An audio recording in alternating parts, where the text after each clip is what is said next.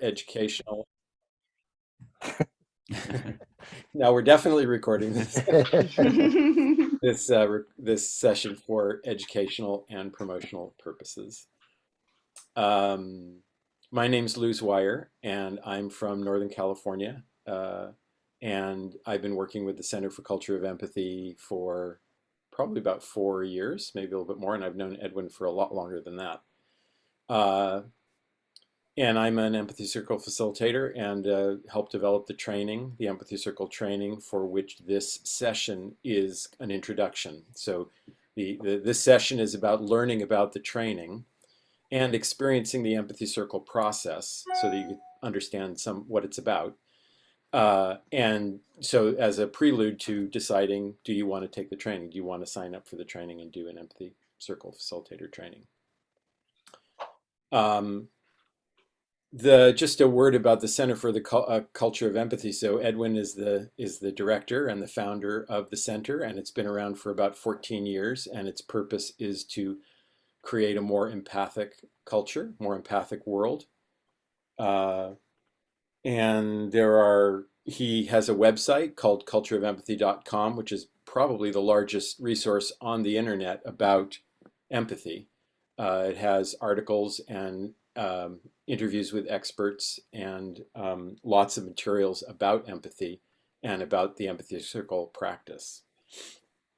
And the Empathy Circle practice, which is a structured listening practice, mutual listening practice, it was developed during Occupy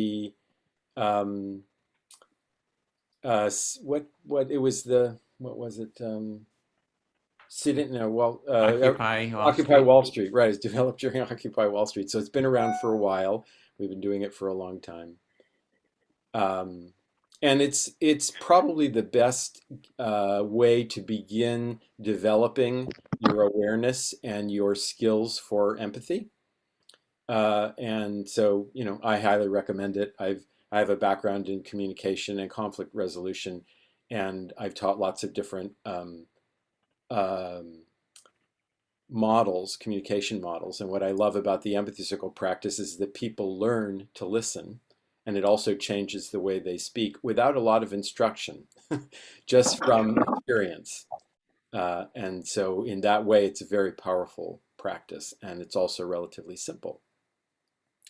But the reason we have the Empathy Circle facilitators training is because the more skill you have as a circle facilitator, the faster people will be able to pick up the practice and hold it, in other words, stay inside it and learn from it. And so building your skills as a facilitator is really worthwhile. Okay, let's see. What else do I need to say? I think, so the outline for today, let me share what our outline for today is going to be. Let's see, where's the outline? So for our session this morning, we have a welcome, which I'm doing. Intros of participants, which we do if the group is not too large. I didn't notice, it doesn't seem like we have a huge group, but so we'll make a judgment in a minute or two about whether we're going to do participant intros in the big room or whether you can just do that in your breakouts. Celine is going to talk about the training, kind of the structure of it and the way that it's organized. And then we'll have a short bit of time for Q&A. We don't want to spend too much time with questions and answers because we want you to experience it. We really want you to learn from experiencing it. And it's good to be able to do that for about an hour if you can. We will be showing a how-to video of the Empathy Circle that it describes the process and how to participate in it before we go into breakout rooms.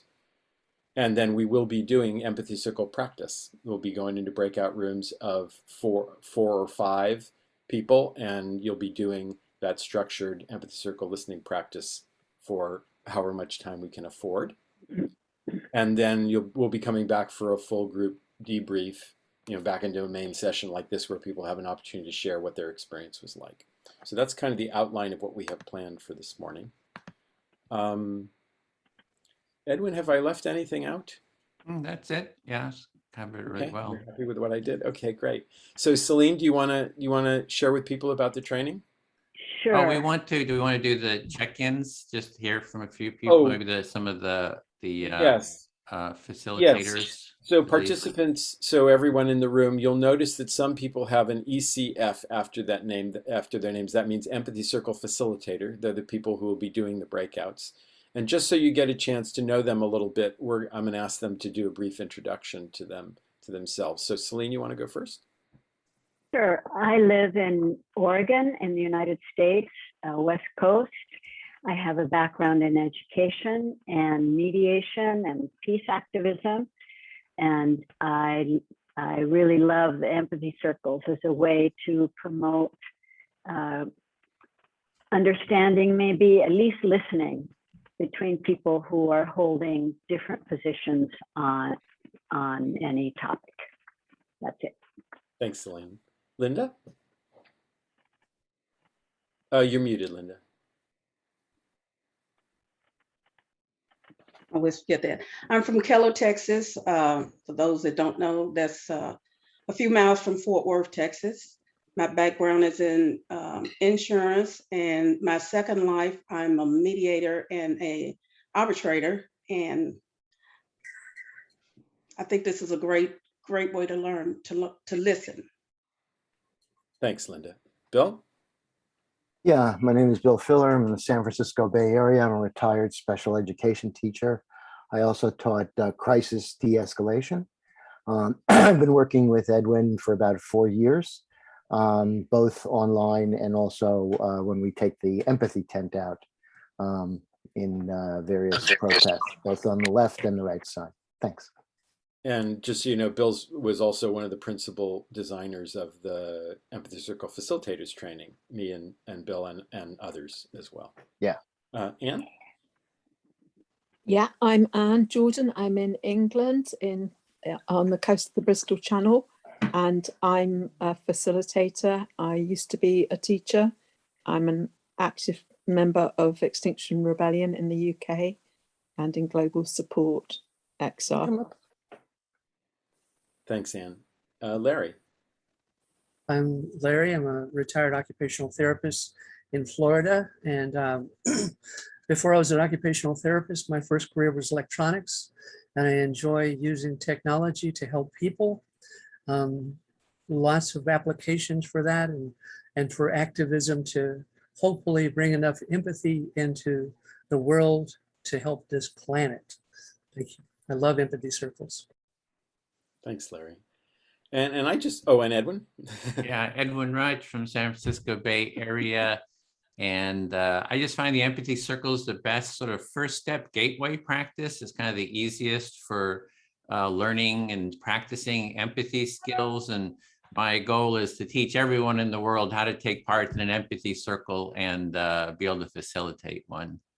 I think it would just contribute to greater well-being. Yeah, thanks. Thanks, Edwin.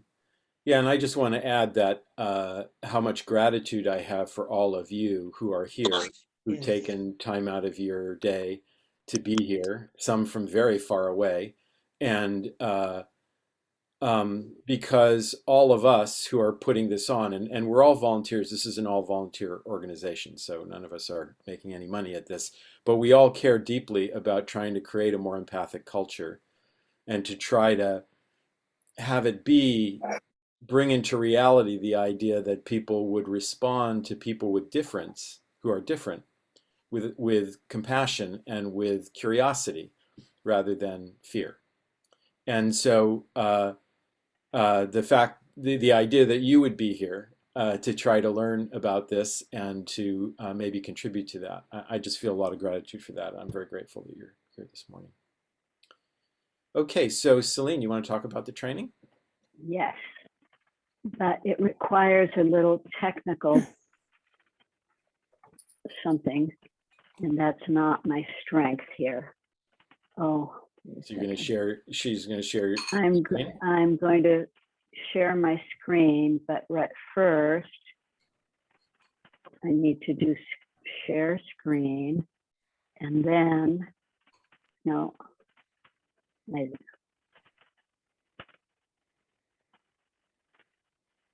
I just had it, now I lost it. So I just want, while Celine's doing that. Oh, okay. Oh. I think that's your desktop. Maybe So this will go. yeah. But this is the wrong link, right? Yeah, see you it? want to probably close that and share just the window. Because right now you're sharing your whole desktop. Okay, so I did have it. Maybe you could share it, Edwin, and you could scroll down for her when she needs it. Oh. Do you want me to do that, or do you feel? Well, I want to do something that works. So if you stop sharing for a second, Okay, just hit Yeah. stop share. Just close it. wait a second. Stop I'm sharing not- is at the top of the screen. It's a button that says stop sharing. Thank you. Okay. Okay. Sorry, You are not I alone. had it a few Don't- minutes don't- ago. Don't worry. Yeah, don't worry. What we're doing, part of the training is also everyone gets a chance to become part of one of the trainers. So we do try to have all the different sections of the intro and of the training that everyone gets a chance to present and practice. And it's also part of the overall learning. So I can also share it on my screen, or if you're able Well, to I find might it. have it. Let me see. No, oh, wait. Is this There it? you go. Yay. Woohoo! Yay. Success. Well, you know what? This reminds me a lot of what the training is like, because it's training by doing, and you can learn just as much by doing it wrong as by doing it right. That's me here doing it wrong. Yeah, but scroll up to the top, and then you want to go to the home page. On the far left, it says Module 1. Click on that. Module Up. 1. There you go. Ah, There look you at go. this. Yay. Genius. Okay. Thank you all for your patience. So first of all, you notice this is an open source empathy training, which is pretty fantastic. If you want to make a donation, it will be happily received. And if you don't, you are still welcome to take the training over and over and over again, which is what I've done since I think the beginning of November. And you are taking some of these introduction cafes, that's what this is, because we do ask of you some contributions in the form of your time to be part of 2 empathy circles. And the time commitment is significant. It's 5 sessions, 5 weeks, and each one is 2.5 hours.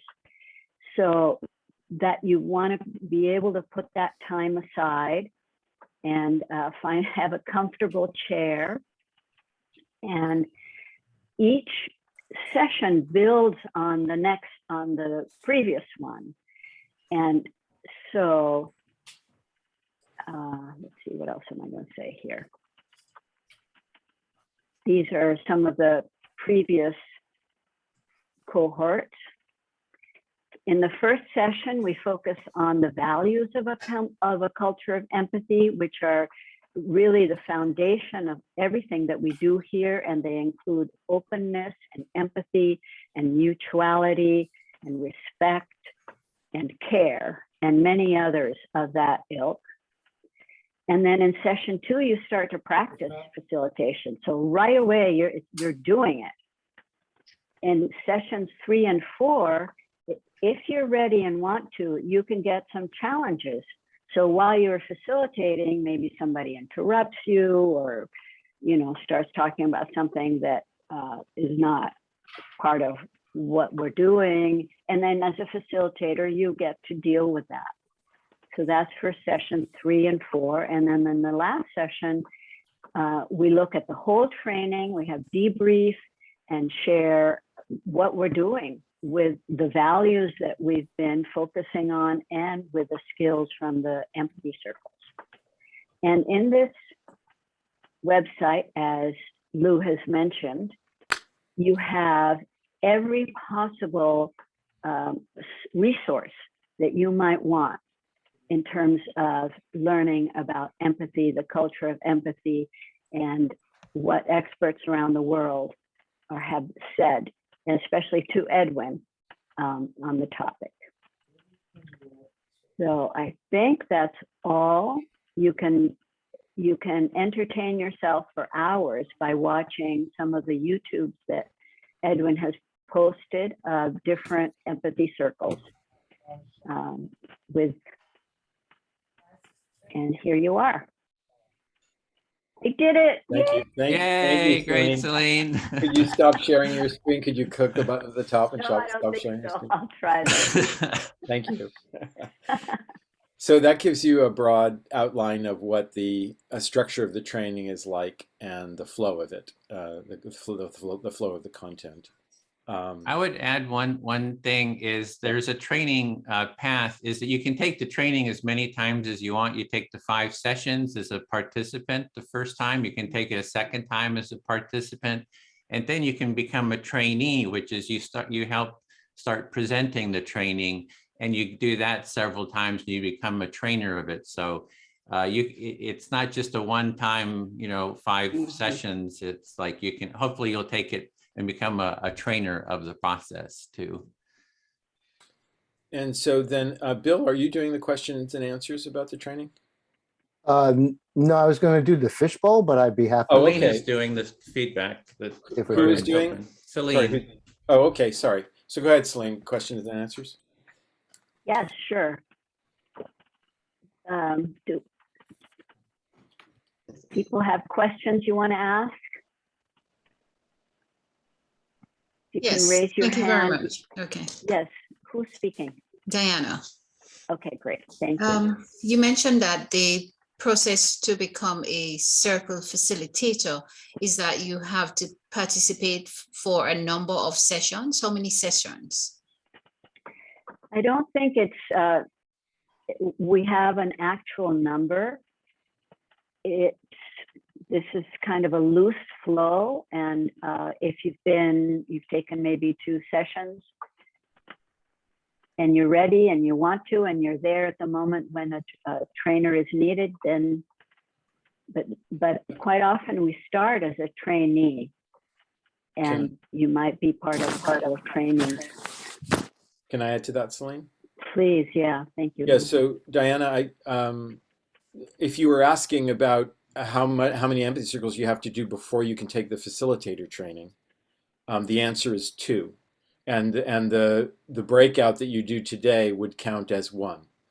So yeah, so we ask that people have a little bit of experience with the process before they come into the facilitator training, and so we ask for that you participate in 2 circles, and so you can come to another intro and participate in another circle, or you can look at the cultureofempathy.com Facebook page, and there are a lot of all the opportunities to participate in circles are posted there. Mm-hmm. Can I add one thing? Yeah, Bill. I'm sorry. And you can also hold an empathy circle with your family or friends independently, and that goes on the honor system. That's it. Thanks, Bill. This is Robin. That was actually my question. So once you become a trainer, can you then facilitate empathy circles? It sounds like with your family, but then also could we do that at work? Oh, absolutely. We encourage you. And in fact, you have the support of this whole community to prepare, to come and be part of. So there is a community here, a circle that will hold you, encourage you, and be with you as you offer. We want you to offer empathy circles everywhere to everyone. Great, thank you. Can I add to that, Celine? Yeah. Yes, and I would just say, so there are no rules about who can hold an empathy circle, and the handout for how to do it is on the website, and we want people to go and do it, like Celine said. What I would say is that there are things that happen in empathy circles that that as a facilitator you have to cope with, and there's also participating in the circles and participating in the training also helps ground you in what we'd call the culture of empathy, which is because the empathy circle practice is not just the mechanics, it's also kind of holding a set of values like mutuality and respect and that you want to embody those. And so the Empathy Circle training helps both with understanding that, getting grounding in that, and also how to cope with the typical problems that happen in an empathy circle, people going outside the process, and how to bring them back in a compassionate, empathic way, as opposed to a critical kind of way. Thank you.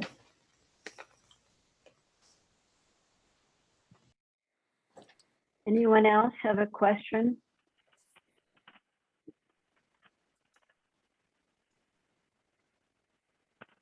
Okay. Great. So what we want to do next actually is go into breakouts and let you experience the process. But before we do that, Edwin's going to play a little video, which is an introduction to how the empathy circle process works. It's 6 minutes long, and it covers the basics. And so we're going to give you that before we put you in breakouts to do the process. Yes, if everyone could mute too, if you haven't muted, be sure to mute. Okay, here's our video. Oops. Also got this sharing. So you gotta share the sound, optimize for video. Here we go. So this is just a short how-to empathy circle. I'm Edwin Rutch, founding director of the Center for Building a Culture of Empathy. I'd like to welcome you to this short presentation on how to take part in a band. I think I showed my screen, right? So I was showing my whole screen. Okay, so hopefully this will work. Oh, there we go. I'm Edwin Rutch, founding director of the Center for Building a Culture of Empathy. I'd like to welcome you to this short presentation on how to take part in a basic empathy circle. So next, let's look at the step-by-step how to take part. An empathy circle starts with 2 to 7 participants. Here on the screen, we have 4 participants, which I find is an ideal number. There are 4 basic roles, and the roles rotate among the participants as the empathy circle unfolds. 1, the speaker, is the first person to speak. 2 is active listener who actively listens to the speaker. There's the silent listeners, they quietly observe and witness. And the facilitator who organizes, schedules, and hosts the circle. They also do the timekeeping, and they have some experience with the process and help keep participants in the process. However, everyone has the responsibility to hold the process and the practice. So to begin with, the facilitator will start the empathy circle. They welcome the participants. They lead introductions if the participants don't know each other. The facilitator invites participants to give short introductions, for example, their name, where they're from, and something personal about themselves. The facilitator then reviews the empathy circle process to remind everyone how it works. They announce the discussion topic, if there is one. Even if there is a topic, you can always talk about what is alive for you. That is what is on your mind in the moment. And 5, they set the speaker time limits, perhaps 5 minutes, for example. And the facilitator then asks who would like to start to be the first speaker. So at that point, the participant volunteers to be the first speaker. As speaker, you select who will be your active listener, and you can select anyone that you want. You speak about the topic given or whatever is alive for you. And so you'll speak a bit until you have maybe expressed an idea or two, and then you want to pause to give the active listener a chance to recap what they understand that you are saying and feeling. If you say too much, the listener may have difficulty in reflecting it.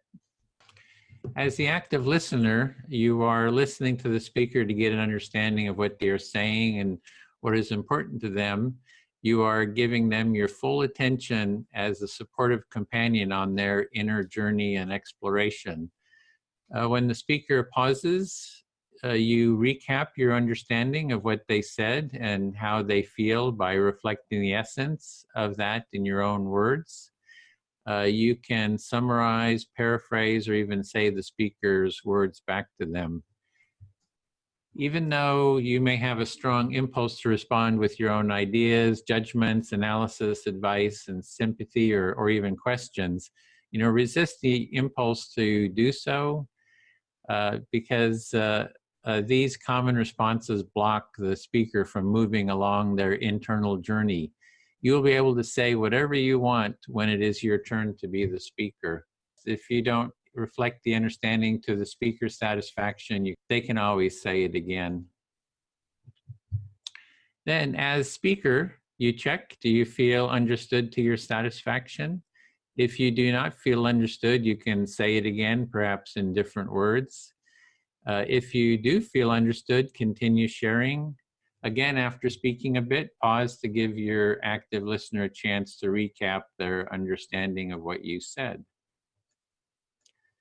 As the active listener, you again share your understanding of what the speaker said and meant. The cycle of speaking and reflecting continues until you, as the speaker, do not have anything else you'd like to say, or until you get a signal from the timekeeper. If you get a signal from the timekeeper, then finish up your saying in a sentence or two. After you get a final reflection, you can end your turn by saying something like, "I feel fully heard," or something like that to indicate you are done with your speaking turn. At that point, the roles then rotate. The active listener becomes the speaker. The person they select becomes the new active listener.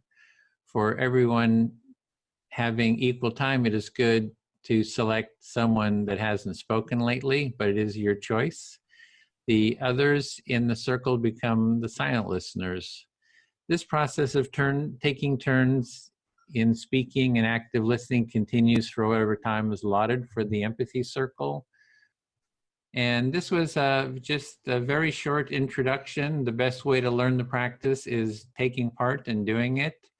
There is more in-depth material on taking part in an empathy circle and facilitating one at empathycircle.com. Thank you for listening. Okay, so that's a basic process. So, yeah. Thank you. All right, so before we go into, does anybody have any questions before we go into breakouts? We're going to do the fishbowl. Oh, that's right. Are we going to do the fishbowl? Because we do have enough. Would you still like to do it? That's fine with me. Maybe a 15-minute fishbowl just to model it. Okay, sure. All right. So, Go ahead, sorry, Lou. go ahead. I was just going to explain what a fishbowl is. Sure, absolutely. You Go can ahead. do that. Go ahead.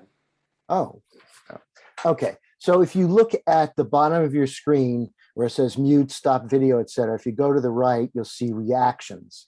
And then when you click on that, you'll see something like raise hand, like I just did. So this is sort of a demonstration. So if you'd like to, participate in a little empathy circle that, for the benefit of the others, then please raise your hand and then we'll demonstrate and role model the empathy circle. Thank you, Sarah. You saved my day.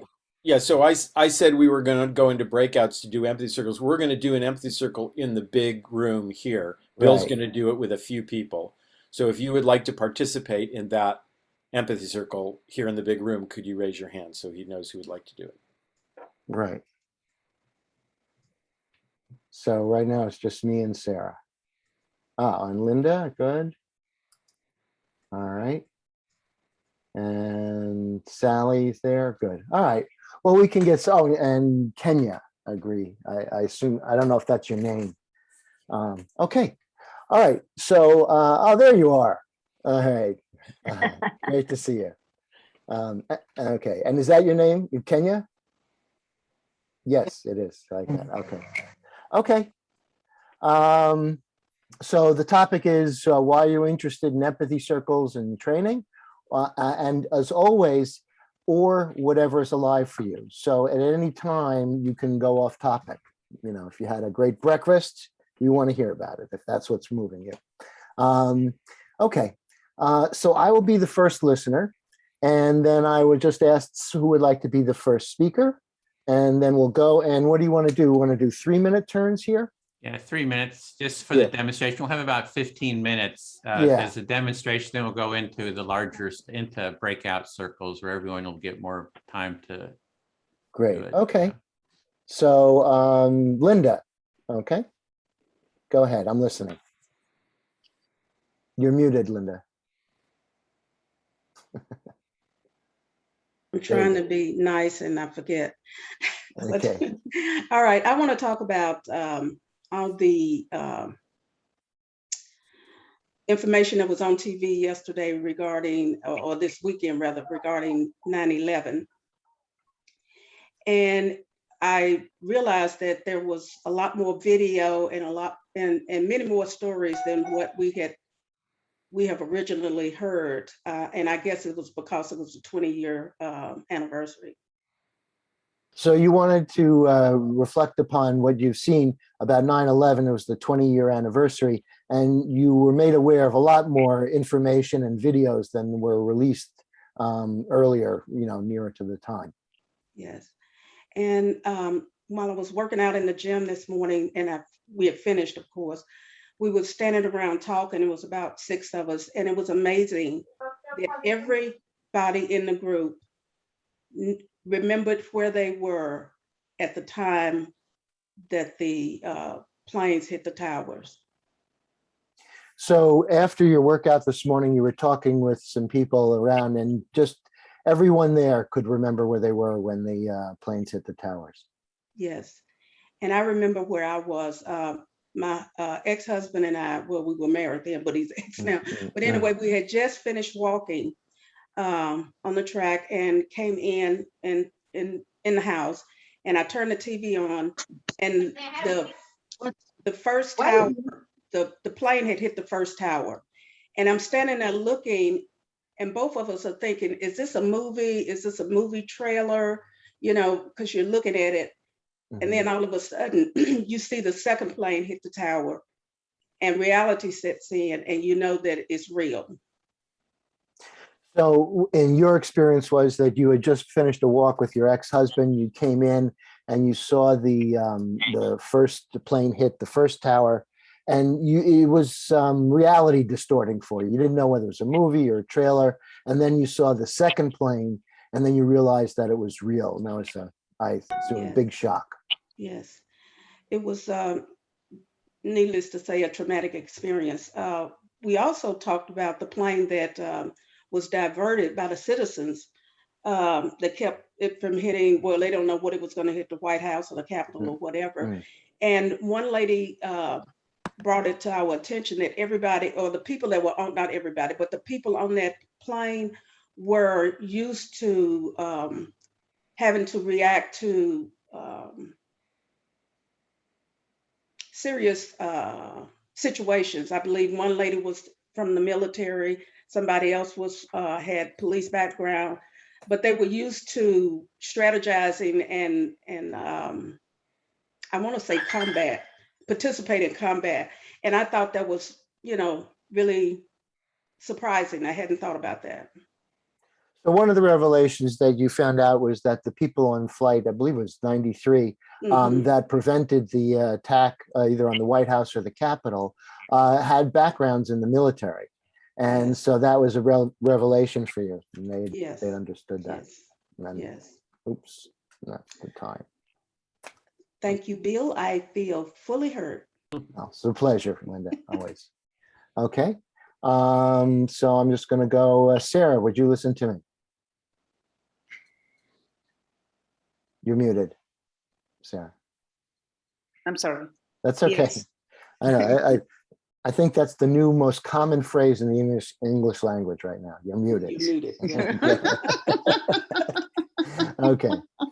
All right. Thank you, Sarah. So, what's a lie for me? Well, yesterday I paddled. I'm a kayaker, and I paddled in a place called Tamales Bay, which is a very narrow bay that's formed by the San Andreas Fault. I'll stop there. So yesterday you were paddling in It's okay. in a very a narrow hole. I'm sorry, It's okay. Yeah, Tamales And- Bay. Tamales Bay. Right, right. And it's the bay formed by the San Andreas Fault. It was the epicenter of the 1906 earthquake. I'll stop there. Oh, so you were paddling in a place that it was the epicenter of a earthquake. Yes, that's right. And it was, there's what we call the marine layer here. And so the marine layer, where Tamales Bay is formed by California on one end, and then Point Reyes, which is part of the Pacific Plate on the other. That's why the earthquake is there. And there was just clouds coming over the cliffs, framing the whole thing. I'm picturing what you said. Sure, just get the image. That would be fine. So you were in a place where you no, I can't. I lost it. Oh, that's okay. Don't worry about it. Sorry. No, it's not. Sorry. It's not a memory thing or anything like that. It's not a test of that. It's just about building bridges. And so, I just want you to get. I really enjoyed this, so I'm sharing this view. And so there was just fog tumbling like a breaking wave over the cliffs. Fog tumbling like a breaking wave over the cliffs. That's right. Yeah. And that's very healing for me. I'll stop there. And that sensation is very healing for you. Right. So you were paddling in an area near the bay. And how can I say? I kept the word in Portuguese. It's sinuosa. So straight and narrow, and like how can I say? Like a snake way near the bay. And that's a place where the plates in California also joined, and it creates a climate that it's very humid, and in certain times the fog looks like it's dropping over you and over the cliff. It's what I heard. Great. And that's my gift to all of you today. Thank you, Sarah. I feel very heard. Now it's your turn to be speaker. Pick a listener for everybody whose hand is raised, and we'll go on. Okay, so I pick Kenya to listen to me. Okay. Yes. I live in Portugal and near the sea, actually, in Caparica, a few kilometers from Lisbon. And I am a conservator, and at the same time, I am a teacher. So you live in Caparica, I think you said, which is in Portugal, not far from Lisbon. Not only are you a conservative, but you're a teacher. I feel heard. Thank you. And I'm really interested in this training because I feel the need to develop my how can I say, to develop my empathy capacities or abilities. You'd like to improve, enhance your ability to empathize with others, and that's where you see value in this training? Yes, and to create empathy circles around me. And you want it all around you. You want to see it all around you. Yes, I want to develop empathy circles around me. Yes, thank you. I feel completely heard. Okay, Sarah, you have a little bit more time, but do you feel completely heard for now? Yes. Or do you have more to say? I was listening to the question of the 5/11 of 9/11, and at that moment, I stopped exactly like her. I stopped at the TV in Portugal, near Sintra, where I used to live, and I saw the first plane exactly on that moment that he hit, and I said, "What is this? I don't understand." And I saw, and that the reality, in fact, um, fit on me on the moment that I saw the second and all day. So I think that all the world was feeling exactly the same thing than even the Americans, because it felt to me like it was my towers. Oh, you were reminded of 9/11 where you were, and I think you said you were about to eat. And it became to you once you saw the second plane hit, and you were able to see how it impacted people, including the Americans. It impacted you, people you know, and Americans as well. And yeah, that's what I got. Okay, and that's 3 minutes. And how So we? I was Yeah. just thinking on time, we could go into the breakout rooms now, and then you'll get a Okay. chance to speak and be heard there. So that'll give it more people a chance to take part. And this was just sort of a sample, so you got sort of a sense of through observation. So we have room number 1. Linda will facilitate, and Lou will be supporting you, Linda, and I'll be in there too, just to be recording that room. And then we have Bill will be one room, Celine, Anne, and Larry. So here we go. And we'll have about an hour in the breakout rooms. Let me put the question in there.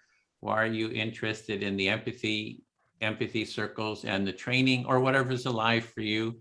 And you'll have 4-minute turns. So we set Lou, do you feel okay about, you're all ready? Mm-hmm. Okay, here we go. So, and we'll stay in the weight room here. You should be seeing, and I may move into another room if there's not enough people too. He's trying to get at least 4 per group.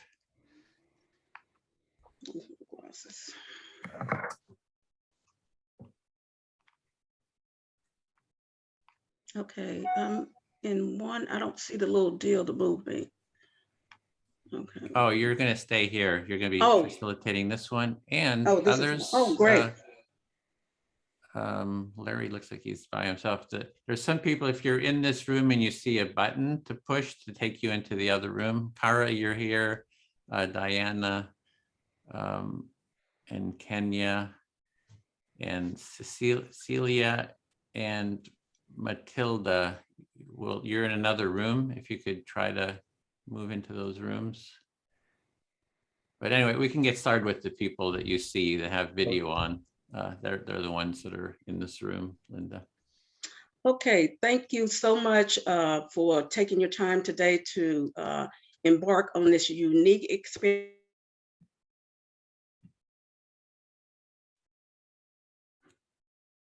Hey, Larry, I don't know, there's a bunch of people that were supposed to come into your room and somehow they didn't join, so I'm not sure. I might just send you into another room. So let me just hang on. You'll probably be with someone. For some reason, there's like 3 people who somehow they're not making the transition. They're staying but I don't know. It's some weird thing. So I might put you in a room with someone else. Let me go try to deal with that. Sorry. Oh, leave room, leave breakout room. I'm going to start off by. Okay, so I'm going to start off by being the listener. And did anybody want to go first to speak? and I will call on you if you do not volunteer. So Diana, thank you for volunteering. So you will get to tell us why you're interested in the Empathy Circle and the training, or you can speak on whatever is on your mind today. You have 4 minutes. And I'm gonna just say this. It's been said that, and studies show, people can hold about 20 seconds of what you said. So every once in a while, pause so I can rephrase or summarize, okay? All right, go. All right. I'm tempted to start by saying what democracy certainly is not. Since Linda told me that I had volunteered. So Diana, you're starting off by saying what democracy is not, and I just demonstrated that by calling on you and not letting you volunteer. Yes. Correct. I'm interested in the empathy circles because I see a direct connect with emotional intelligence, and I coach in that field as I do with restorative practices. So you coach in emotional intelligence. I think you said emotional intelligence, and you can see how the empathy training will help you in that field that you're active in. Yes. The empathy circle, my understanding of it is responding. The intent is to respond with compassion. I find it most relevant now as we go through this pandemic, the need to show compassion. Okay, so to you, the empathy is a way of showing compassion, or it involves showing compassion. And that's something that's needed as the whole world goes through this pandemic. I see the greater need in a developing country such as Jamaica, where we're challenged as we start the new cycle of schooling this semester. So the new cycle of schooling in Jamaica, you're on a semester basis, and you can anticipate, or you already see the challenges that you're going to have ahead. Again, empathy and compassion. I see a need for teachers to understand how to relate to their students coming in. I see a greater need for them to understand parents and the challenges that they are trying to balance, and how it might evidence itself in attitudes of students coming into the classroom. I'm an educator. Sorry. So as an educator, you want, that's your field, but you want the teachers to understand what the students may be going through, and you want the teachers to understand what the parents may be going through, you know, and the challenges they may be facing. So you're hoping that this will provide, you'll be able to provide a way for better communication to occur. I'm hoping that we together can build the capacity of the educators so that they can enable better learning processes. Okay, so you hope to help the teachers develop the capacity, a better capacity for learning. I'm sorry, I But didn't. yes, for learning, for the learning process, for teaching, for training. Okay, for the learning process. So with this empathy training, you're hoping to take it back to the teachers to help them develop more capacity or competency in Yes. training. Yes. And teaching. Yes. I feel quite heard. All right. Sorry about that. You had 7 seconds. Very good. Okay. Okay, so now, yeah, you're the Listener. yes. And I'm not going to be as democratic as Linda was. No, it's actually Linda, you're the speaker now. You Okay. select your listener. So the speaker selects the listener. Yeah. Okay. So I select. So Linda's the speaker. You were the No. listener, Linda, so you become the speaker The now. And you listener select. becomes the speaker. Uh-huh. So I have to speak, and I'm going to Does anybody want to listen to me? Just select is best, just to jump Okay. in to select. Yeah. Tara Alright. says she'll listen to you. Okay, all right. I want to speak on exercising and staying fit. I'm passionate about exercising and staying fit. I will admit I do not eat well. I do the best I can. I hear that you are passionate about health and your focus is on exercise because the other stuff's a little harder. Yes. I have been exercising since I was a child because out of the 4 children, I was the chubby one. So my mother pulled me aside one day because it's 3 girls and a boy. And she told me, you cannot continue to eat like your brother. If he has 2 hot dogs, you cannot have 2 hot dogs. If he has 2 hamburgers, you can't have 2 hamburgers. I hear that this was instilled in you at a very young age in comparison to your siblings. Yes. So I've done everything in various gyms throughout my life. Right now, I go to a gym that's in a warehouse. And I tell people it is not a pretty girl's gym. There's no air conditioning in the summer and there's no heat in the winter. And everything there are no machines that work for you. You actually have to engage in the weightlifting, the leg presses, the whatever it is that you're doing, the barbells, the whole bit, kettlebells, all of that. So I hear that the place that you are working out currently is in a warehouse. It is not a pretty girl gym. It makes you work for heat in the winter. It makes you work for air in the summer, and it makes you work to use the machines. Yes, and I love it.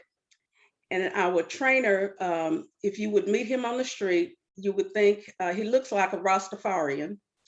And we say he's crazy as a loon, but he knows exactly what he's doing. And he will push you to do things that you think you cannot do.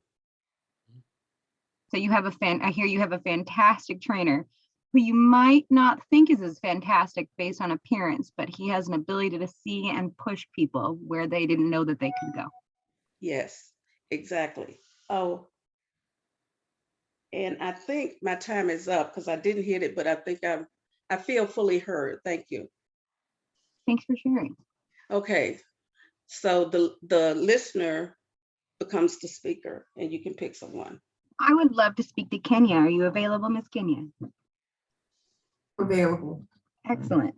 I will speak about why we're interested in empathy circles. So I am a coach on multiple different levels, and I get to work with some truly fascinating human beings from the tech world to service industry to Amazon and Google.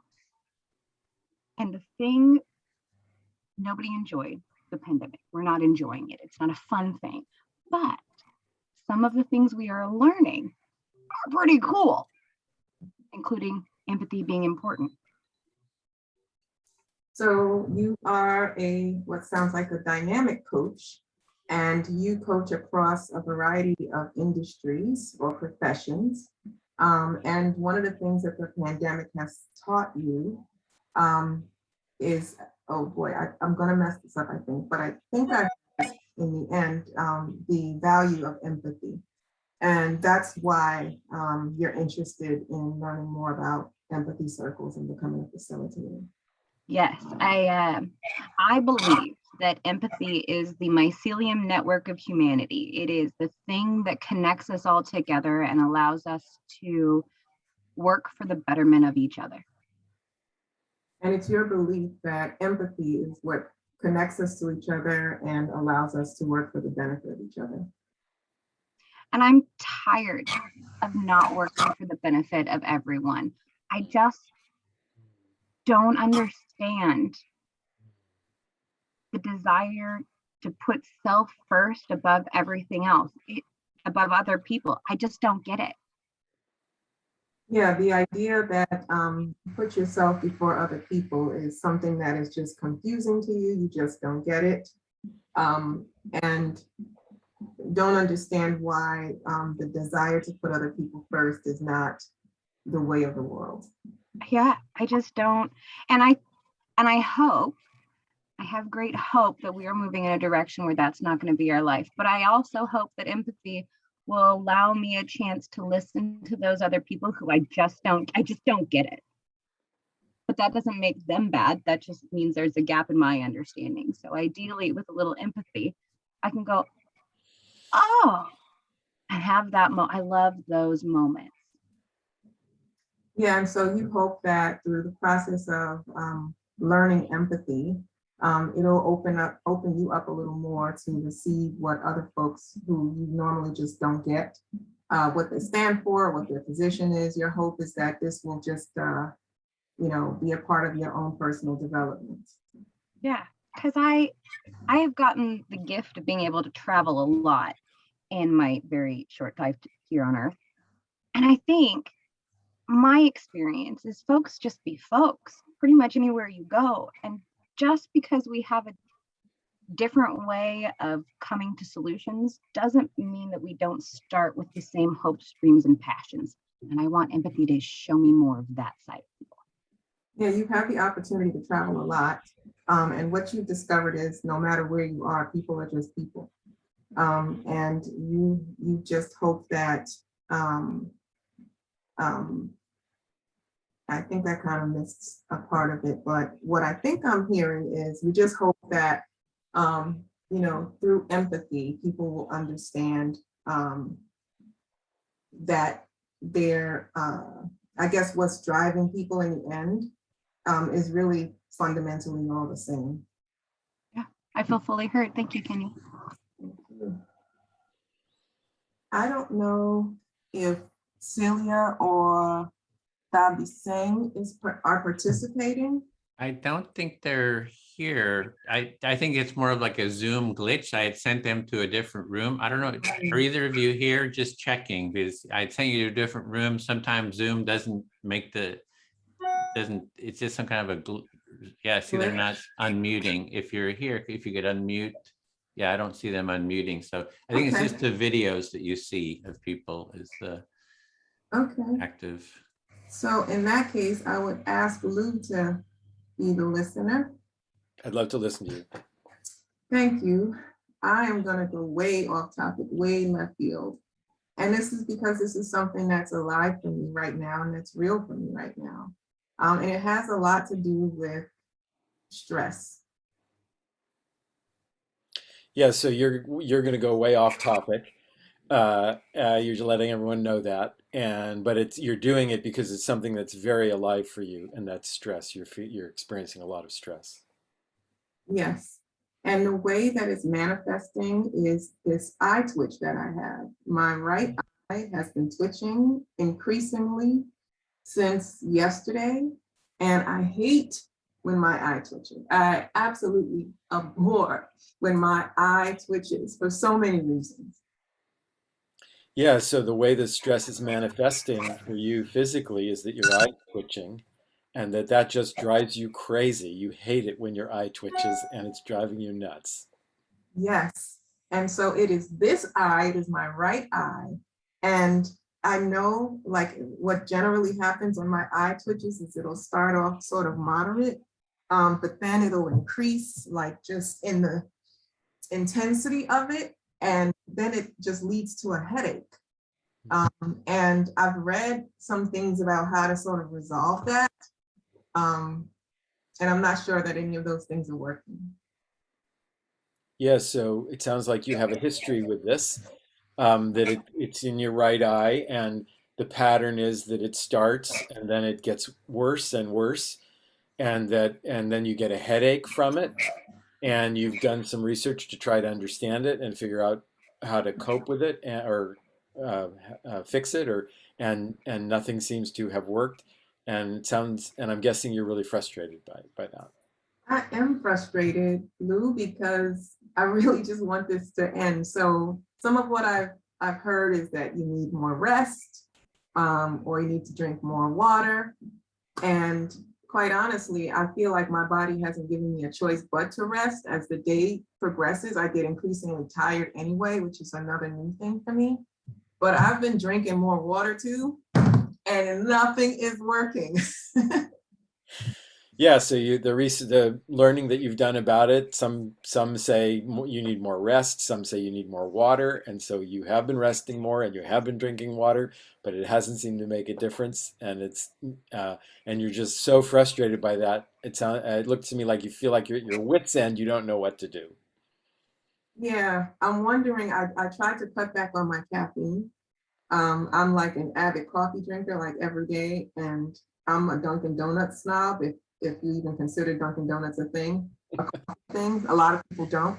But so I've been drinking green tea, which I also like.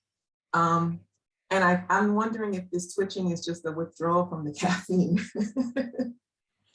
Yeah, so you've also read that caffeine might be part of it, and so you've been drinking tea and not having caffeine. So you're wondering if that could be part of it. And you also love Dunkin' Donuts. So that's something you enjoy. Yes, Lou, I feel fully heard. Thank you. Thank you. Okay, so I will go to Edwin. Listening. So I love empathy circles because it's so touching to watch people come together who don't know each other at all and really pay attention to each other and listen to each other and try to say what they understand is important to the other person. It's such an act of love, really, and it's moving. It moves me every time to witness it. So you love empathy circles because you love that feeling of people who don't even know each other really listening to each other and just hearing each other, and it's every time you do an empathy circle and you see that, it's like it doesn't get old. And I think it also reminds me of how rare it is that that happens in life in general. So much I witness people not hearing each other and seeing the breakdown and disconnection that happens from that. And I feel pain about it. And so that's another reason why it's really sweet to watch it happen here. Yeah, it's sweet to watch it happen here because in just regular life, it's so rare and people have all this conflict and don't hear each other. So it's very sweet to have a space where you can see that and experience that. Yeah. Yeah. And so that process of just slowing down, and sometimes I don't feel very compassionate about it either. Sometimes I watch people do that, like miss each other or jump to assumptions or interrupt because they think they know what is happening, and it creates a disconnection. And I just want to strangle people sometimes. Sometimes I'm not very compassionate about it. Uh, yeah, I'll stop there. So I think you're meaning in everyday life, people kind of talk past each other or don't hear each other. And then that's where you just want to, like, you're not listening. You just wanting to strangle those people for not really listening. And you're feeling a little maybe self-conscious about it too, kind of sharing that. Yeah, well, so that pain that happens is an inner struggle. And in those moments, I have to remember to breathe and just, relax and have compassion for myself that, I'm doing what I can and I can't. It's like trying to boil the ocean, the world is such a big place and there's so much going on. Sometimes I feel like, I'll never have an impact. But then I come to things like this and I feel like I am having an impact. So it's the disconnection is like the ocean. It's so big, like you just can't even have an impact, and then it's very painful. And it's you come to the circle and you say, "Oh, I can have an impact. It can, it can have connection." And Yeah. So it's someplace to alleviate the pain, maybe, or so. Yes. Yeah.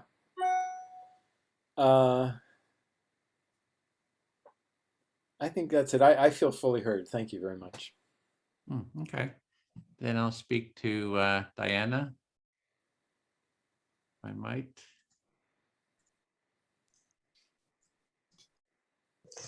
Go ahead, Edwin. Okay. I'm listening.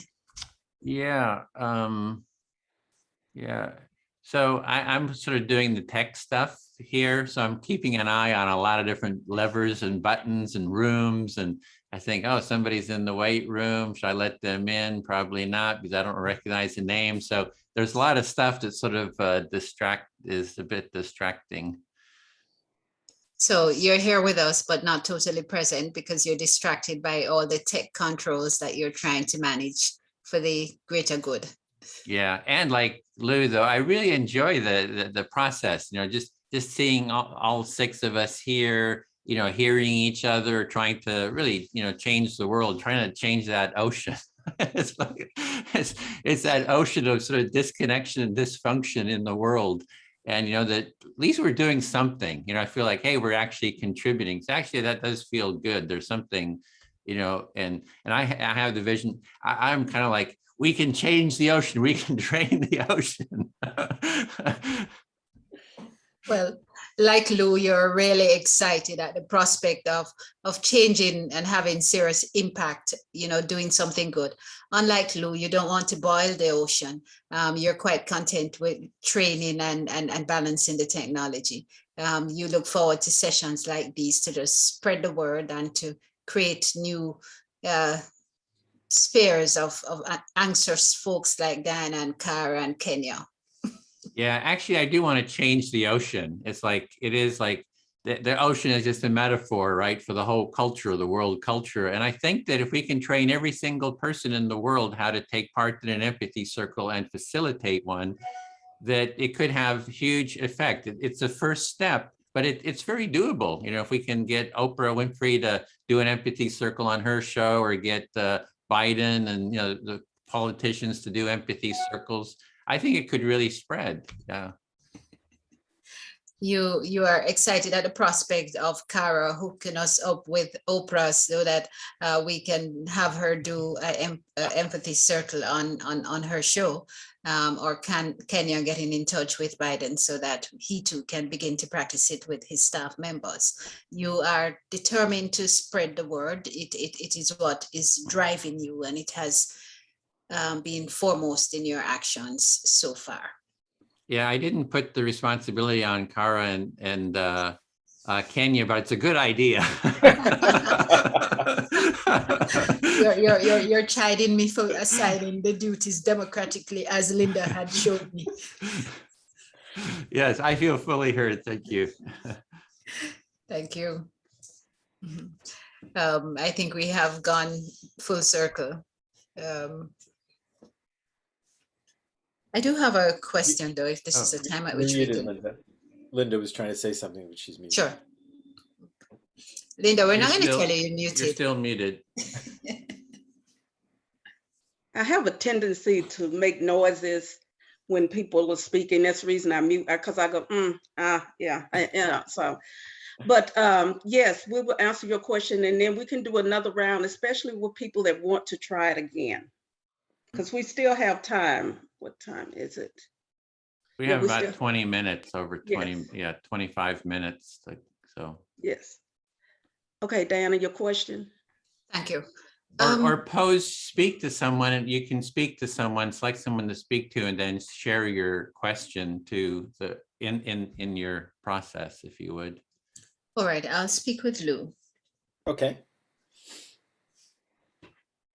My prior learning and knowledge in restorative practices says that we come to a session with an intent to repair harm and restore relationship.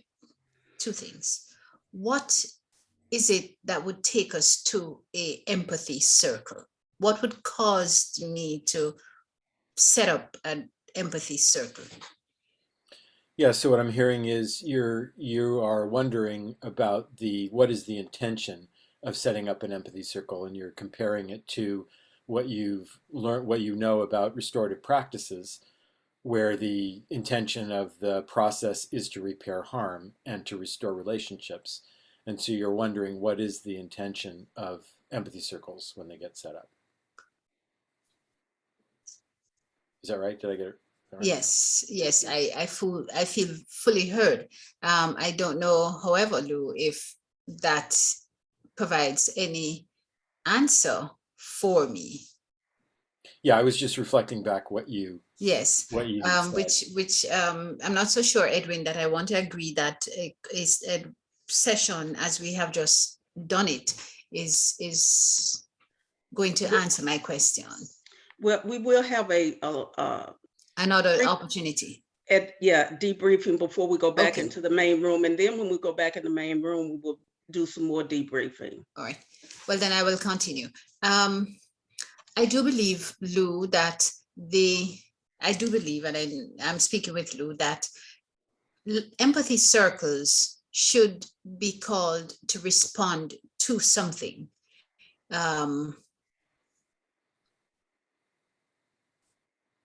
Yeah, so you're saying that you think it would be a good idea if empathy circles were used in response to something.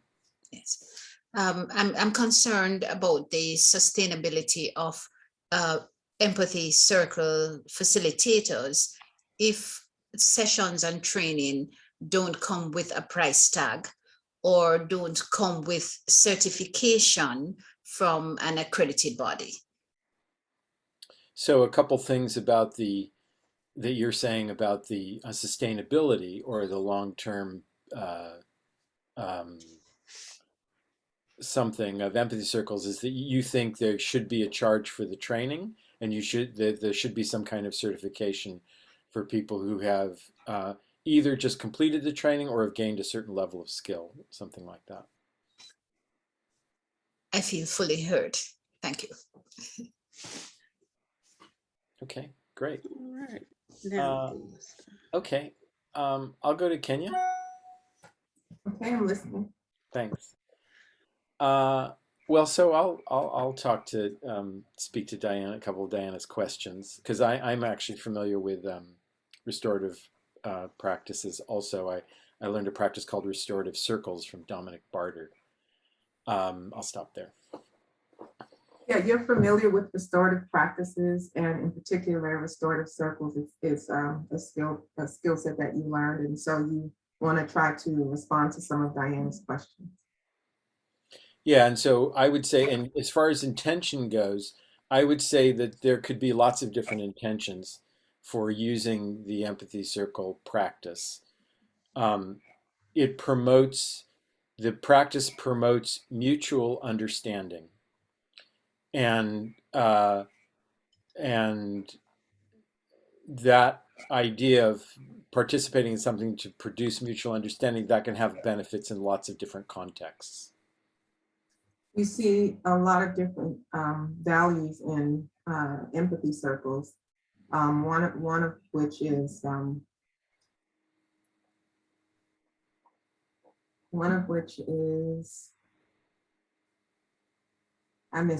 I lost mutual understanding. Mutual understanding. Yeah, and I'd say, my understanding of restorative practices is that the first phase of it is about mutual understanding, about impacts, and then mutual understanding about intentions. And then the third phase is about repairing harm. And so the empathy circle practice is useful in the first two phases if it's directed by a question, but then the third phase is not, empathy circle practice could be used for it too, but it needs some guidance in terms of the intentions and the questions. Right, and so you see empathy circles having 3 phases, or learning about it having 3 phases. First, it's intention, and then impact, both of which might be helpful to have a topic or a subject. But then the third phase, I think you said mutual understanding again, I could be wrong.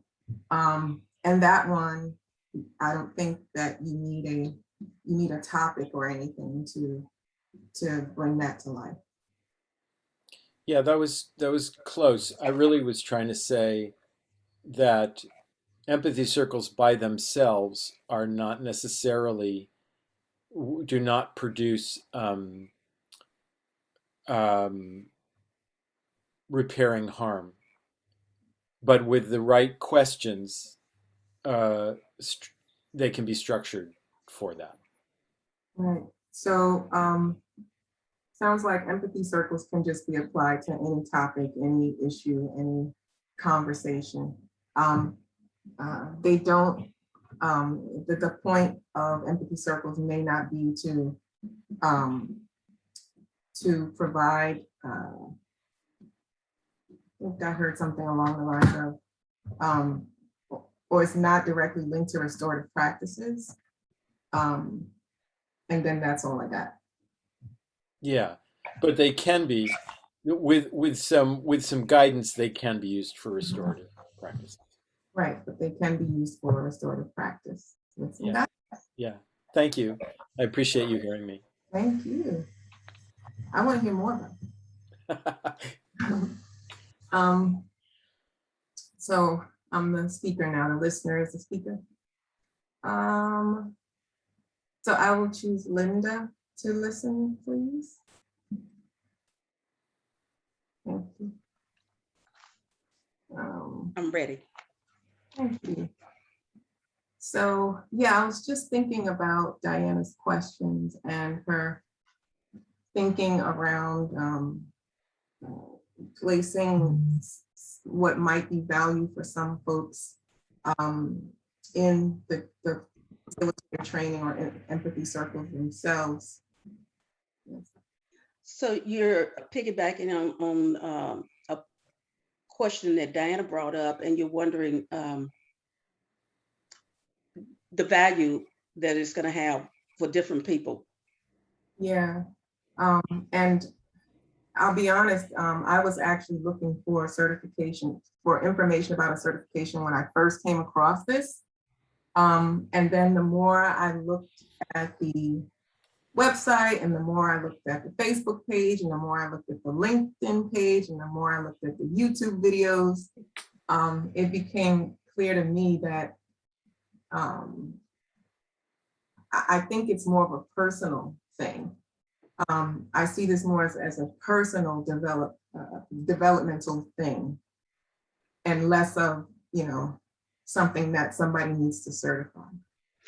So what I'm hearing you say is that when you came upon this particular empathy circle, you did a lot of research, because like other trainings, they offer certifications at the, if you successfully complete them. So you were looking for certification, but after doing the research, it came to you that maybe it's not so much about professional development as it is about personal development. Yeah, and I mean, we take on a lot of different personas, right? We are one person, could be one person at home and somebody else at work. But I think, fundamentally, we're still who we are. And so if we develop ourselves personally, it'll kind of make its way into our professional selves anyway. Yeah, you're saying we're different at work than we are at home. We're different with our colleagues than we are with our family and friends. And if we develop ourselves personally, have personal development and personal growth, that's just going to overflow into our professional lives anyway, because it's going to become a part of us. Yes. Yeah, so I'll stop there. I feel fully heard. Okay. So far, nobody's went over. So I'm the listener. So I become the speaker. And I'm going to speak to Edwin. Listening. All right. Again, kind of following through with Diana and Kenya's conversation and Lou's conversation on empathy circles and specifically certifications.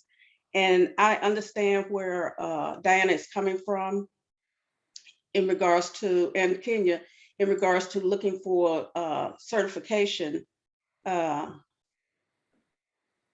a result of participating in and completing this training. So you understand where Diana and Kenny are coming from around certification, for having some form of certification. Yes, and I thought it was strange, and I still don't understand. Well, I don't need to understand, but that there is no cost in this because this is so valuable. But I come from that thought based on the belief that people need to have a dog in the fight in order to buy in and appreciate the event, if you will. So you were surprised that there was no cost to it, and you think that if there's a cost, that kind of gives people a stake in it. So maybe having some cost would have some form of commitment or some stake. Yeah, but I noticed, and it was brought out in our last circle that I just finished, that everybody stayed from the whole 5 weeks. Everybody came back, which was unusual for me in these situations, because a lot of times people would just drop out or not be committed to the time. But everybody came back, which means people were getting something personal from the exercises. So you saw that in the training that you did, that everybody came back. And so you're seeing that there was something, that people were really getting out of it, that they didn't drop out. Yes. And I found, even for myself, in participating in the training and the buddy calls, which I truly love, and actually practicing this when I'm listening to my friends and families and trainer, that I'm finding that I'm intentionally listening rather than getting ready to dialogue or tell you what I think about whatever you're talking about. So as I tell my friends, I'm learning to shut up and listen. Yeah, you're really seeing the impact that the training has had on you, that it's impacting you by listening more to people. And you sort of joke about, hey, I'm, shutting up and listening more. Yes. And before we got started this morning, I was telling you about the conversation I had with my trainer, who is, he's already has a fixed conclusion on a subject that we don't see eye to eye on. But I was like, okay, Linda, practice empathy listening or empathic listening. And usually I leave there, just ready to strangle him. But this morning, even though I didn't agree with him, I sat and I listened. And I really did, even though I still don't agree, but I understood where he was coming from. It was very enlightening. And it's all because of this, because hadn't been for this training, I would have been, and he talks a lot and so do I. So a lot of times we're just talking over each other. So you had a real story, a real experience where you were using the listening with your trainer. And so you were just listening to him, and that was from the training you got. And usually you just kind of talk past each other so you could just see the impact. Yes. I feel fully heard, and time's up. Okay, then I'll speak to Cara. I'm listening. Yeah, so at the moment we don't have any certification, but we could certainly have certification. It's not that we're our goal is really just to spread the practice as widely as possible. Like I say, want every person in the world to learn it. So we're just trying to have the barriers to entry be as low as possible. What I hear is your current goal is to get this out there. And if certification needs to happen, you're not against it. It's just not your current goal. And yeah, and it's really to spread it as widely as possible. And hopefully the people who take part in it will, grab a hold of it and start teaching others so that we can kind of make it an empathy Ponzi scheme. Right? It's like a positive scheme where we train the trainers and they train other people. And, you know, if there's some sort of certification financial aspect, we had thought of like a module 2, which would be like a paid module. So whatever the goal is, really to spread it as widely as possible, and whatever helps with that is what we're trying to do. I heard your goal is to cover the globe in empathy, and whatever steps you need to get there, you're down for. Yeah, cover it in a warm empathy blanket, metaphorically. So yeah, so that's sort of the goal. And then sort of to Diana's question of, you know, what's the motivation? I think what Linda's saying is a real, you know, it's like it just helps your personal well-being, right? Learning the empathy circle practice. So one of the problems I see with restorative practices is they wait until there's a problem, and then it's like, let's heal the problem. Let's wait till the harm has happened, right? Till the person has been shot, till the person's been stolen from the person's been beat up. Then let's go into action, right? And that you got to do it way upstream, and that's what the empathy circle is about. So I hear empathy is more like a stitch in time saves 9. Mm-hmm. It's the thing you do upstream before you have to get to restorative practices. Yeah, so it should be a practice that, you know, kids are taught, like, you know, in 5 years old, you can already start learning. They can be seeing their family, their parents modeling empathy circles and be learning that. So if I would have learned this practice, you know, when I was at that age, I know it would have just immensely helped my life. So, you know, and then you've got the tools that you do the empathy circle on positive topics, for example, but then when there's a conflict that's starting to happen, you kind of catch it in the empathy circle, and you can kind of head off conflicts before they escalate. And even when a conflict does happen, if you bring it into the empathy circle, you can do a lot with the conflict. I mean, you can get you know, there's quite a bit of capacity in the empathy circle for handling conflict. And you can add other practices on top of that to go deeper. So I heard you wished you'd had this as a child, and how it would have impacted your life as a whole had that been a thing, which is why you want to give it back. And that I heard you say that it is a part of the tools. It is just one step in connecting, but it facilitates fixing things that it's not intended to fix. Yeah, it's like the empathy circle is kind of just maintaining your well-being, like exercise. You do exercise to maintain your well-being, you know, and then you got some sort of a problem. You maybe have, especially you go into, you know, physical therapy to address a certain physical problem. But you got to keep up that practice ongoing. It's not like, hey, I do an empathy circle once, I do a workshop, and, you know, I'm ready to go for the rest of my life. It's an ongoing practice, just like what I was saying, exercise. So I hear that for you, empathy is like wellness. It is the thing that keeps you going and keeps you healthy. I feel fully heard. Thank you. Excellent. Okay, I think we have about 10. Yeah, it's 1:30. So we have about 10 minutes before, Edwin, correct me if I'm wrong, before we go back into the main session. So if everybody wants to just take, you know, just a few seconds to just give some feedback, ask some questions, this would be the time to do it. So we'll start with Kenya. Just 30 seconds. Thank you. Yeah, this was my second empathy cafe. The first one was on Saturday, and I so enjoyed it so much. I'm hooked, and you guys aren't going to be able to get rid of me now, just letting you know. So I'm hooked. But I'm registered, I think, for cohort 12D in November. And I'm so looking forward to continuing this process and learning how to be empathetic, how to practice it, how to learn how to listen to people. I'm just excited by the whole thing. And the last thing is I actually tried this on my 2 teenage boys yesterday.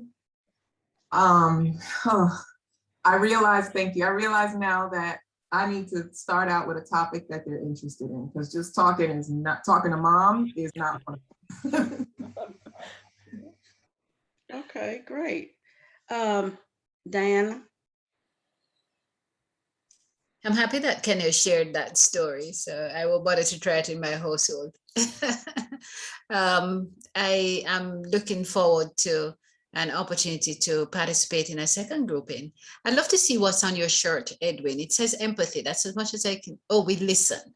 Okay, thank you very much for sharing that. Looking forward to introducing the concept to a group of educators. I'm a college president. I operate for my Catholic diocese, the Catholic College of Mandeville. So we do teacher training. I do know that empathy and just building an awareness around empathy is imperative for us as teacher training institutions and as educators going forward. So for me, it's a great opportunity, Edwin. I'll help you spread it with a warm blanket across Jamaica with a cold red stripe bear in hand. Okay. Diana, did we, with all of us talking, did we answer your question? Yes, Edwin, between you all, you did answer the questions. I'm satisfied as to the reason not having a certification now, but happy that Edwin is not averse to it. I find that particularly in developing countries, the way to get persons to participate is to say it's a certification, because then you get the Ministry of Education to assign time off for them to go through these sessions.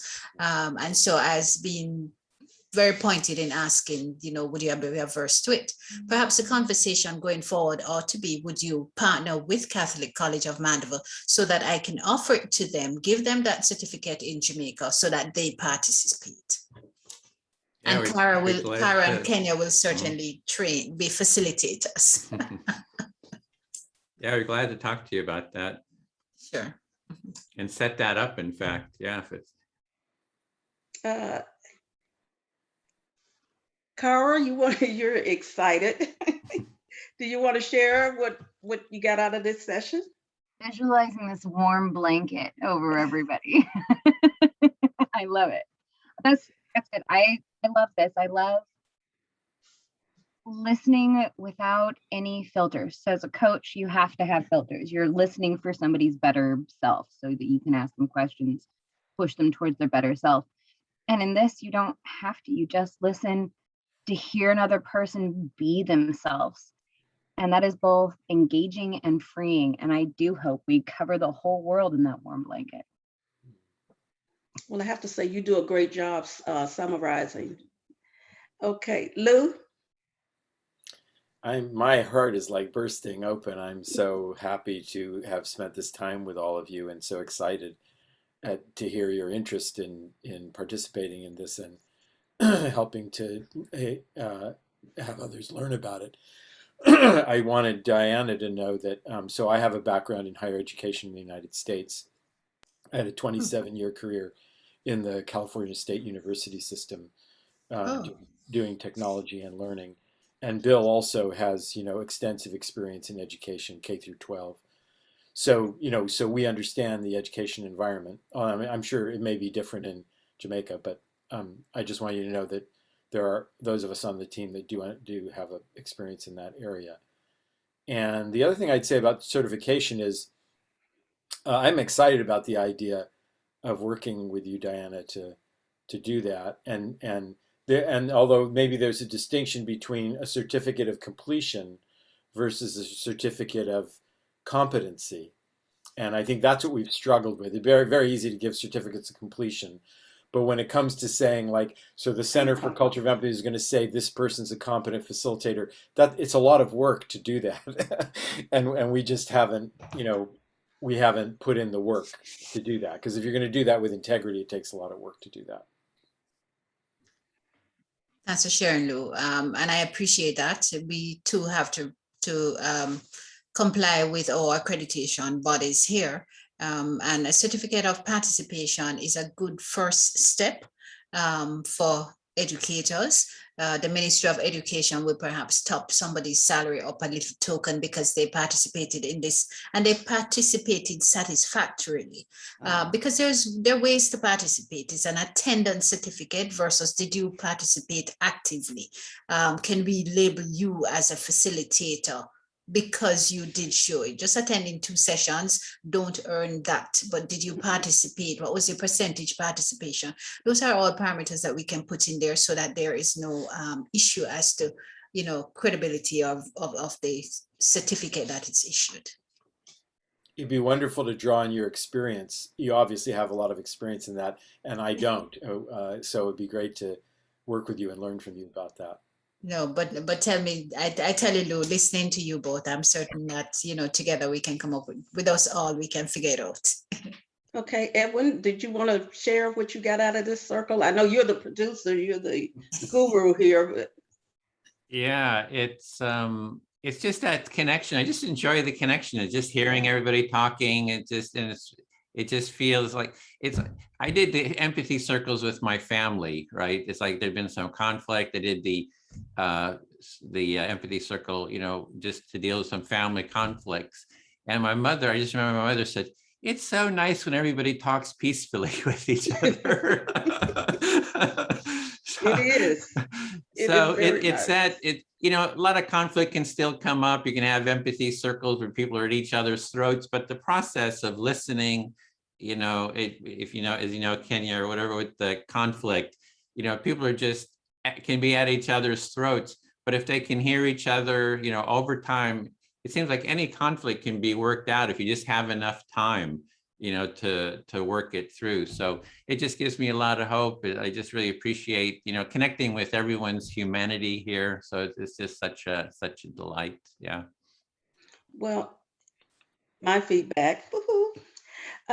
This is the first time, well, no, the second time I facilitated. And Edwin, I can appreciate what you go through. The time, you know, and trying to listen, even though I'm not a listener, but I want to hear what people are saying and paying attention to the time and, you know, everything. So it's a good challenge. I like a challenge. It's a good challenge. What I like about the whole even this circle is a more intimate connection with the people in the circle, because some of them can be big. And I found that you meet people, and I'm not going to necessarily call it networking because that's meeting people with an intention. But it's more, you're just meeting people and you're finding some people, oh, we have something in common, or, you know, whatever. And I really like that. And I want to say too that you can have an empathy circle on, as this lady in the previous circle, what brings you joy? And when she brought that up, it really I had to think about, you know, because I'm usually, even though I'm retired, it's like I'm just trying to keep up with all the technology. And sometimes, you know, feel like the road runner. I'm just running and I'm almost at the edge of the cliff. But, you know, what brings you joy? So that's something that I think it got me to just calm down in my head and think, really, what brings me joy, you know? So it's been very interesting. Love meeting every one of you. We will see each other again. So we're going back into the main session now. Yeah, the room They're will coming back into close. us. Yeah, we're in the main I'm just, session. yeah. They're going to be Well, popping they're in coming here back, any yeah. minute. Yeah. Yeah, the deal popped up. So, oh, how much are those T-shirts? And do they come in other colors? No, it's only this is it. I got a couple of them, but yeah, if you're I agree, interested. Linda. We need them in other colors. Yes, and are there buttons? We need We some have buttons. designers to help design Yeah. more stylish. Here When I is. put on anything white, I mean, it's just like dirt is right there. It's like good, boom, and it just jumps right on me. I can just Y'all are be in standing California, still. right? Tie-dye. Yeah. It really stands out though. We have an Yeah. empathy tent and people say, I see it from 2 blocks away. That's true. Okay. That is true. 2 seconds. Everybody should be back.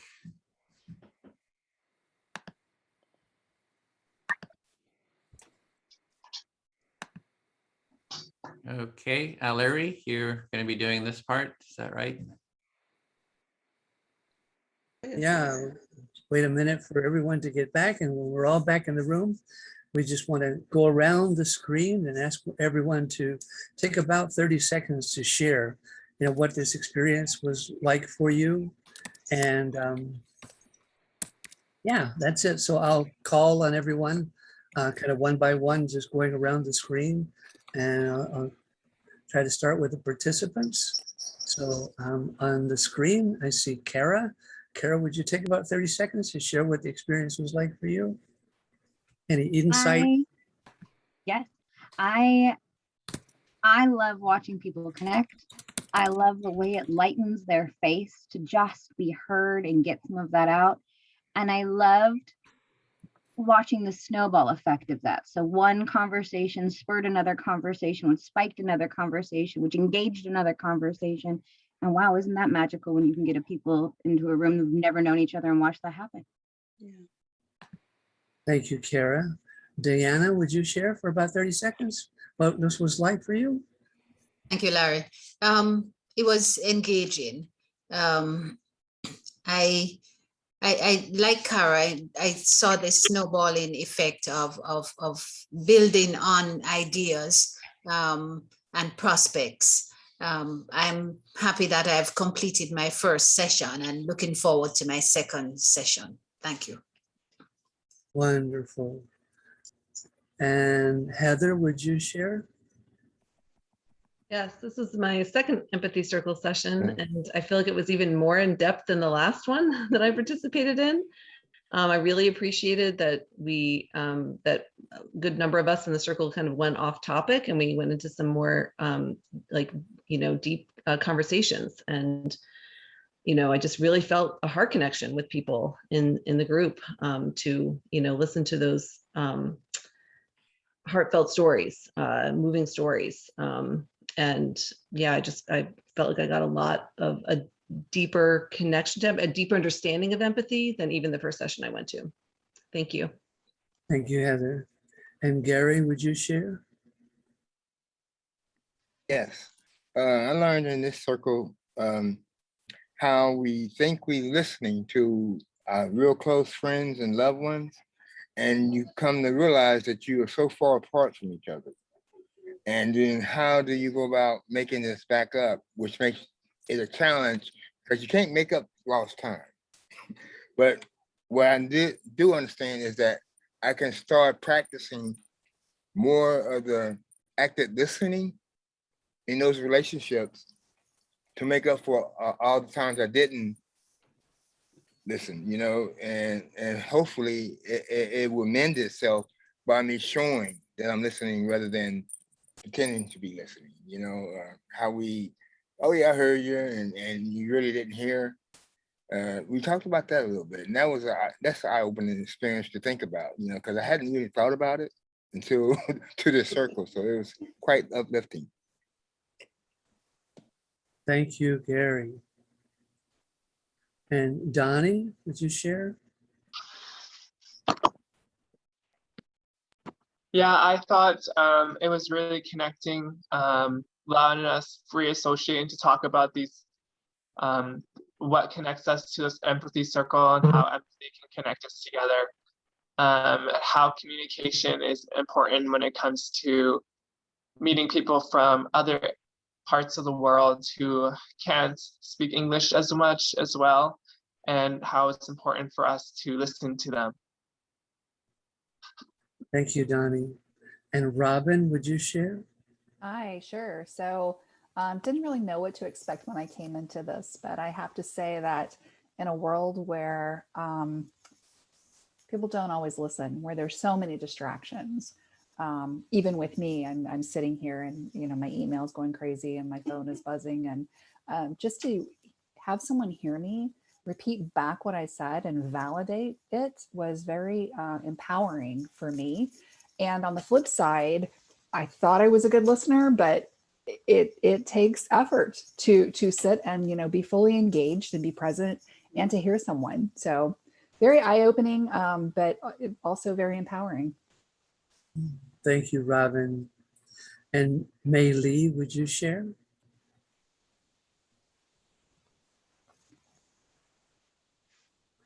I don't hear you, Mei Lee. I saw you unmute, but I still don't hear you. Try again, please. Maybe mute and unmute again. I don't hear your voice. Try again. Whoops. I don't know what's happening. Okay, let me. Maybe the host can, where is she? It might be a problem with the microphone. It might be- Maybe you could type something into the chat. We could get it that way. Maylene. Mei Lee, go ahead and type into the chat. And Sarah, would you share for about 30 seconds while Mei Lee is typing for communication?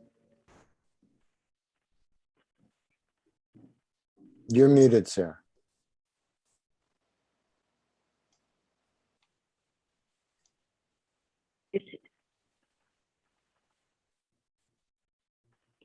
There you go. Sorry. I was typing. Whoops, you're muted, Sarah. I didn't mute myself again. I'm so sorry. Okay. I'm very sorry. I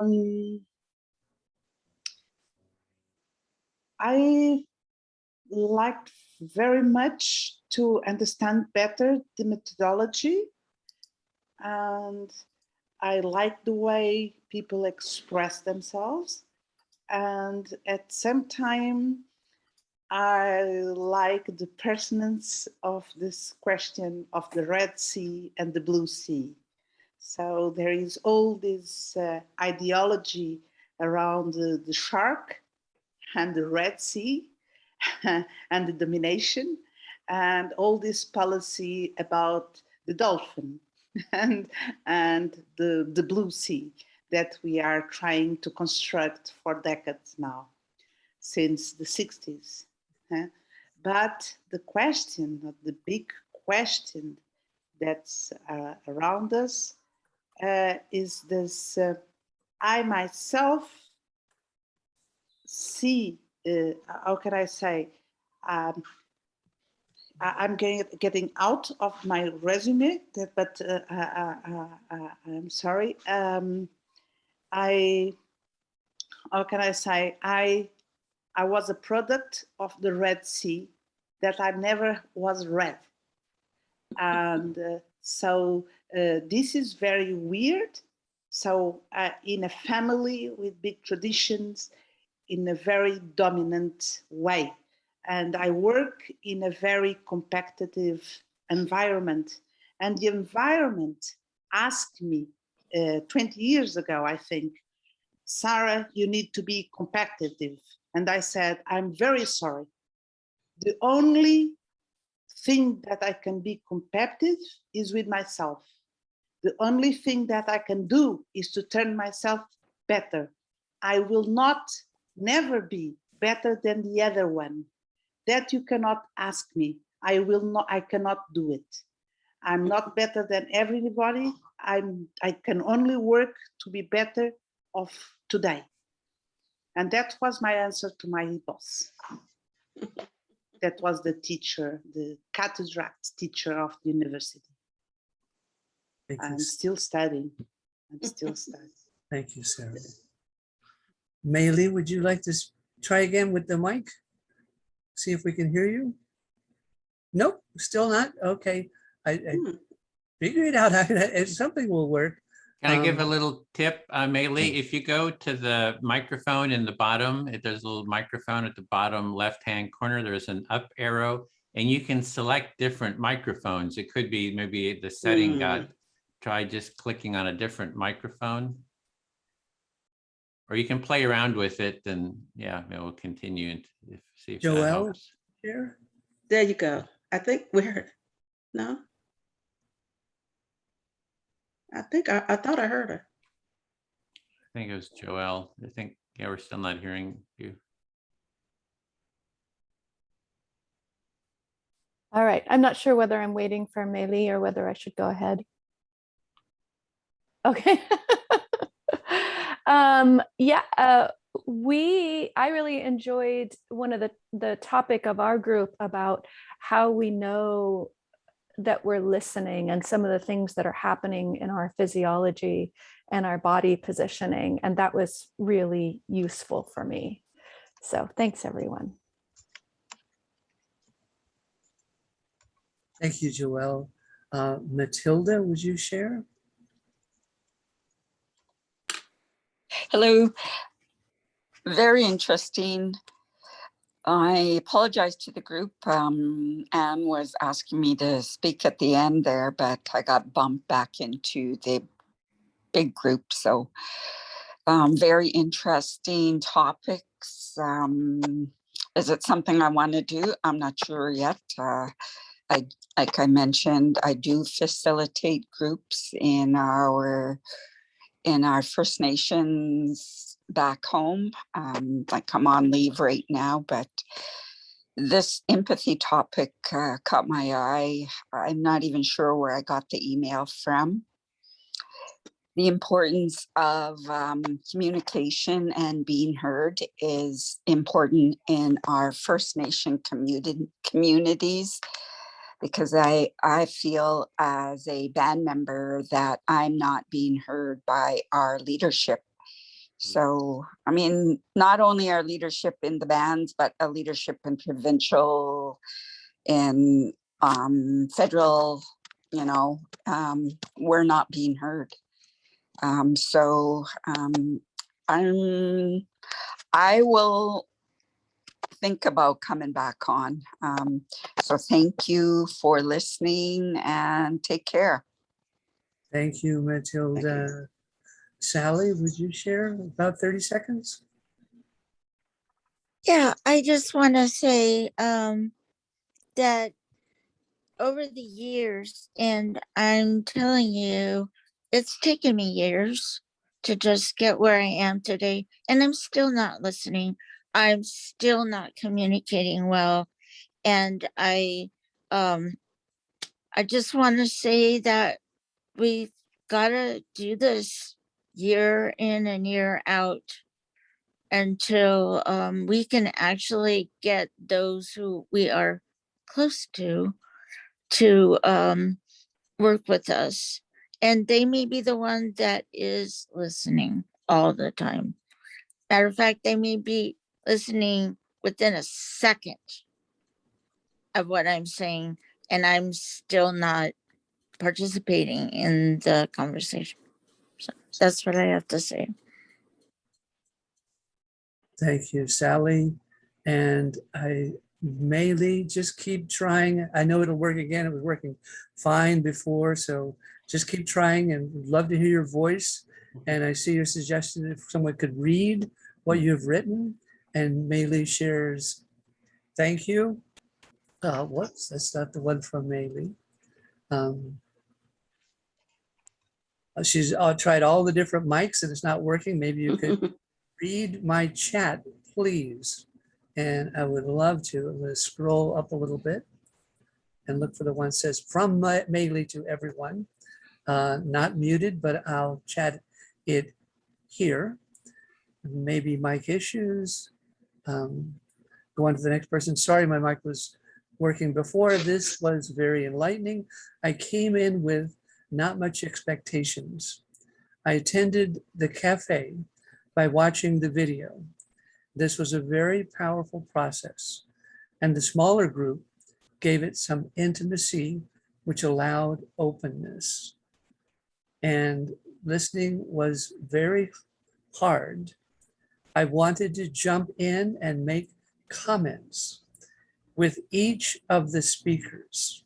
And that's so true. It's like Edwin presents in the YouTube.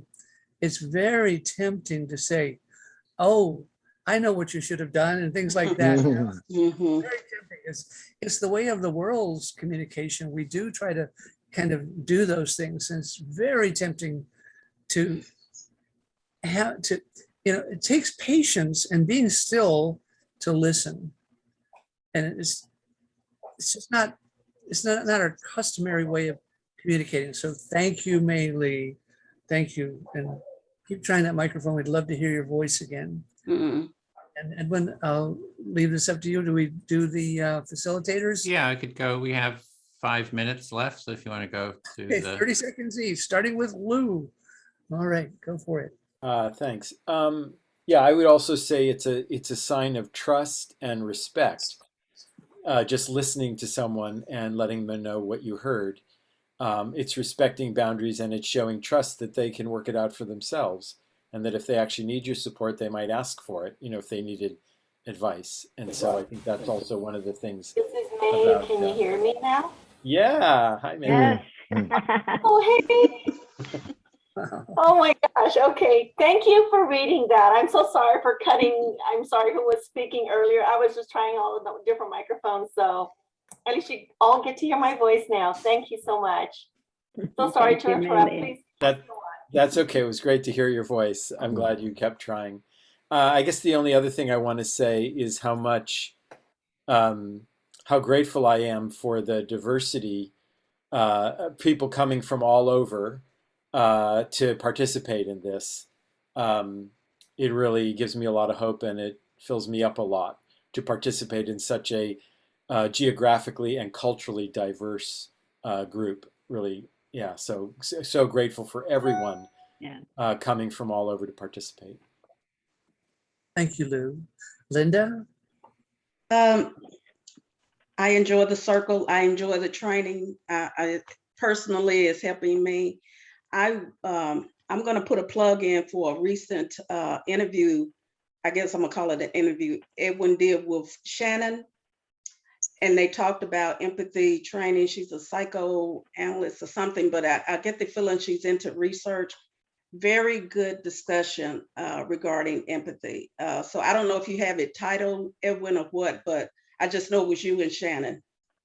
go to cultureofempathy.com and the links are there.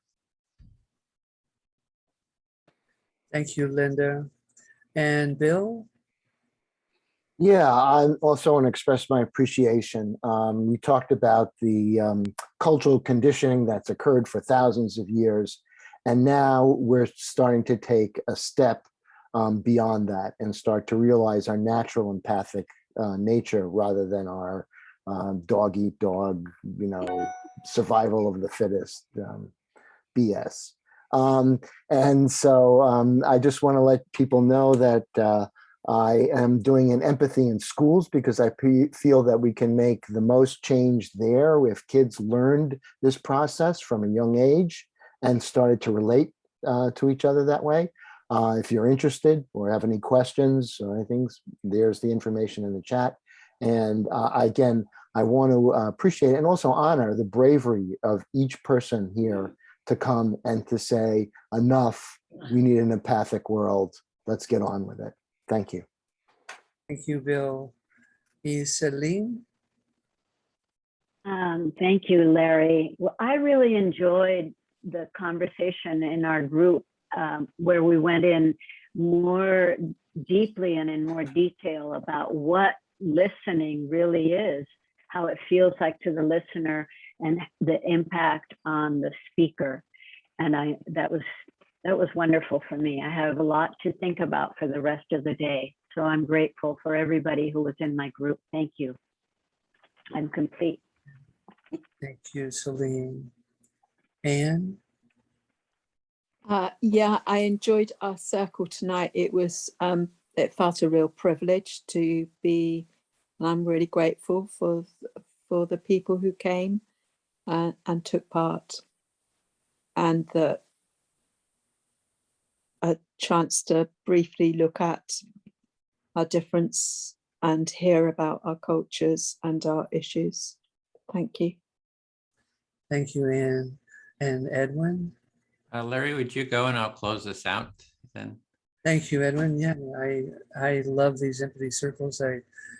Hats off to Edwin and the trainers who put this together. It's brilliant because to me, it's a simple, relatively simple format process, but what it brings out in humanity is immense.